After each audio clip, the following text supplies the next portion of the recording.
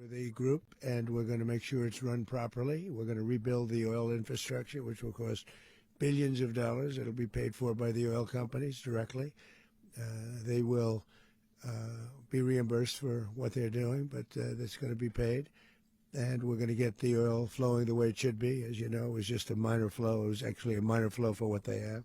But we're going to run it properly, and we're going to make sure the people of Venezuela are taken care of. We're going to make sure the people that were forced out of Venezuela by this thug are also taken care of. President, does the U.S. running the country mean that U.S. troops will be on the ground? How will that work? Well, you know, they always say boots on the ground. Oh, so we're not afraid of boots on the ground if we have to have. We had boots on the ground last night at a very high level, actually. We're not afraid of it. We don't mind saying it. But we're going to make sure that that country is run properly. We're not doing this in vain. This is a very dangerous attack. This is an attack that could have gone very, very badly. Could have gone very badly.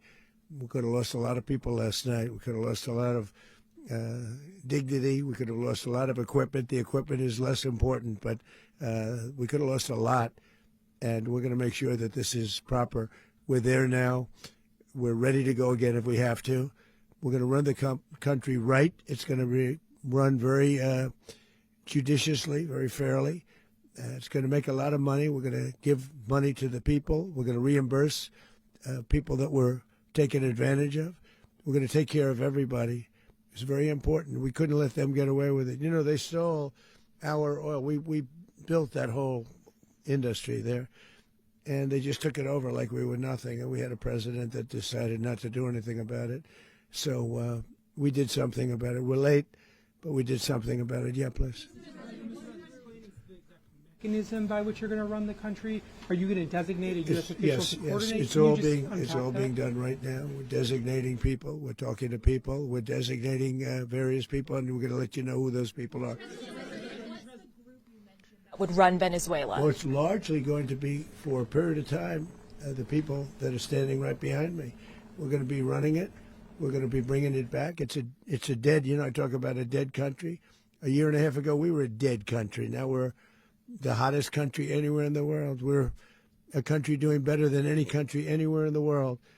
And it required leadership. Venezuela has a lot of bad people in there, a lot of bad people that shouldn't be leading. We're not going to take a chance that one of those people take over for Maduro. So you can look at, and others, we have fantastic people, including people in the military. So we're going to have a group of people running it until such time as it can be put back on track, make a lot of money for the people, and give people a great way of life, and also reimbursement for people in our country that were forced out of Venezuela. Rubio would be... You said earlier today that you weren't going to back Machado to come back and be the opposition leader in your Fox and Friends interview. And then you also mentioned the vice president of Venezuela. Are you going to work with the vice president of Venezuela, or how do you foresee the relationship going? I understand she was just sworn in, but she was, as you know, picked by Maduro. So Marco's working on that directly. He just had a conversation with her, and she's essentially willing to do what we think is necessary to make Venezuela great again. Very simple. Mr. President, Colombian President Gustavo Petro, a couple weeks ago, he said he's got to watch his ass. And today, he said he's not concerned about anything happening to him in the aftermath of this operation. So, just what your message is about that? Well, he has cocaine mills. He has factories where he makes cocaine. And, yeah, I think I stick by my first statement. He's making cocaine. They're sending it into the United States. So he does have to watch his ass. Mr. President, did you notify any members of Congress in advance? Marco, do you want to talk about that? Because you were involved in it. Sure.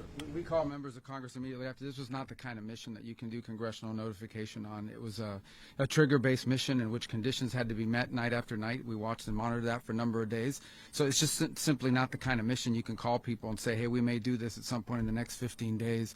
But it's largely a law enforcement function. Remember, at the end of the day, at its core, this was an arrest of 2 indicted fugitives of American justice, and the Department of War supported the Department of Justice in that job. Now, there are broader policy implications here, but it's just not the kind of mission that you can pre-notify because it endangers the mission. Plus, if I could add one thing to that, Congress has a tendency to leak. This would not be good. If they leaked, General, I think it would have been maybe a very different result. But I have to say, they knew we were coming at some point. We had a lot of ships out there. They sort of knew we were coming. We went through. But Congress will leak, and we don't want leakers.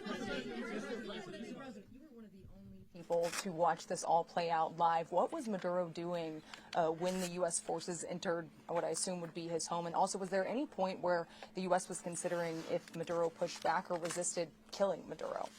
It could have happened. It could have happened. He was trying to get into a safe place. The safe place is all steel. And he wasn't able to make it to the door because our guys were so fast. They went through the opposition so fast. And there was a lot of opposition. People were wondering, do we get them by surprise? Sort of surprised, but they were waiting for something. It was a lot of opposition. There was a lot of gunfire. You saw some of it today. But he was trying to get to a safe place, which wasn't safe because we would have had the door blown up in about 47 seconds, they say on average, regardless of how thick the steel was. It was a very thick door. It was a very heavy door, but he was unable to get to that door. He made it to the door. He was unable to close it.